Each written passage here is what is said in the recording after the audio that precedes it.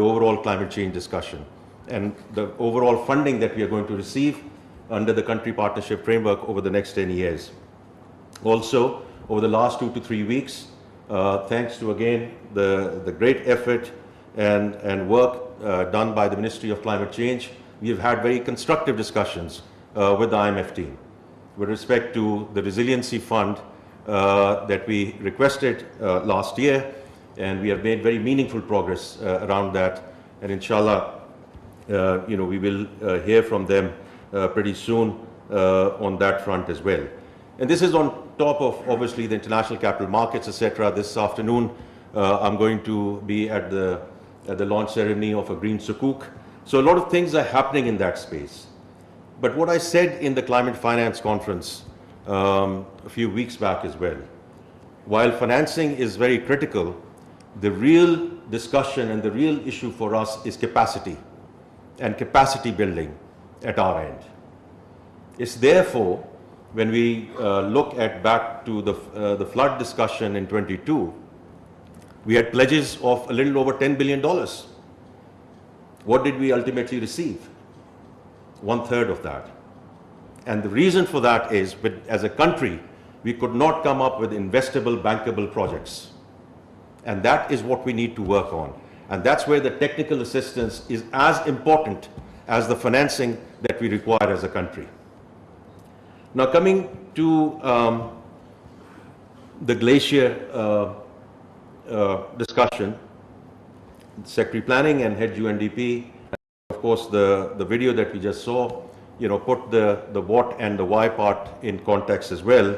And it is indeed alarming that 10,000 of our glaciers are receding at a rapid pace because in turn of the rising global temperatures.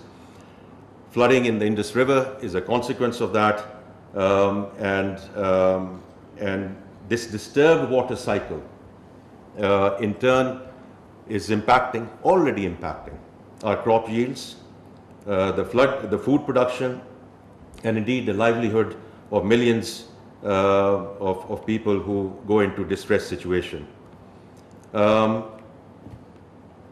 During this crisis, when we talked about the flooding in 22, GLOF events struck, and we in turn now have, from what I understand, a little over 3,000 glacial lakes, 33 of which are highly volatile and putting at least a little over 7 billion people in grave danger. These are large and these are alarming statistics.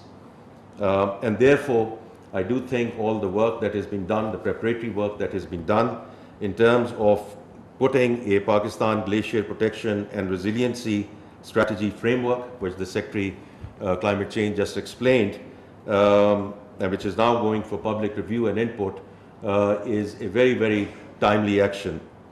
In that context, the work and this framework providing guidance around the monitoring systems, early warning mechanisms for GLOFs, promoting community-based adaptation practices, and integrating glacier conservation into the overall national climate policies are the right things to do under this framework. Now, in that context, I would want to acknowledge the inputs that have already been received through Everest K2 National Research Center. Sir, the book that you just gave me, I will go through it with interest. Obviously, a lot of time and effort has been put in to put that together.